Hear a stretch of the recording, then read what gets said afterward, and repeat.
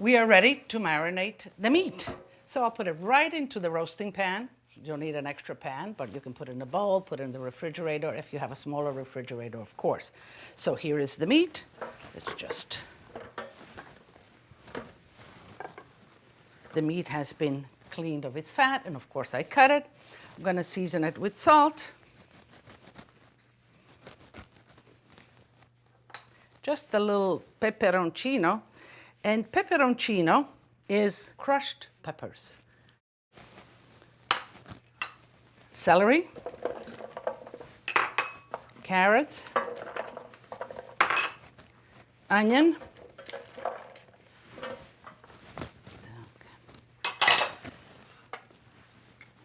a cinnamon stick, and garlic.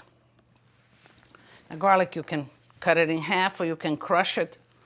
By cutting it or crushing garlic, you actually release much more of the flavors. So you don't want to just throw in a slice, cut it or crush it.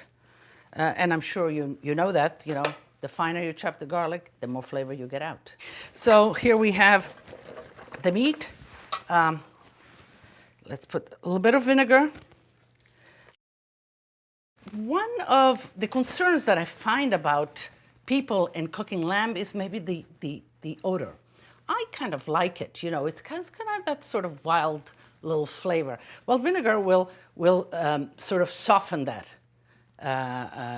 as in this case. So do use a little bit of vinegar if that's what you do not like. A little bit of olive oil, white wine, and I get asked all the time, which wine for cooking? A good wine, a wine that you would drink. Do not use cooking wine, please. Let's see, let me put a little bit more. I need moisture because the meat will take it in. And wine also is a tenderizer. Wine also imparts acidity in the meat. So you let this marinate. Let me put the herbs, of course. Italy doesn't cook without fresh herbs. Sage, whole sage leaves. Rosemary. Now you can put the whole stick or just pluck it right off this way and have just the needles in, because sometimes when you cook, the stock actually has tannins and there's a bitterness that it imparts. So if it's a tender branch of rosemary, use the whole thing. Otherwise, just pluck it like that off. Okay, I think we have enough. Let me toss it all together.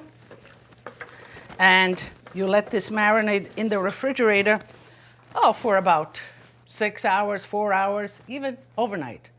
Seal it with plastic wrap and you put it in the oven. Let it really all absorb the flavors, get tenderized, and then it's going to be ready to put in the oven.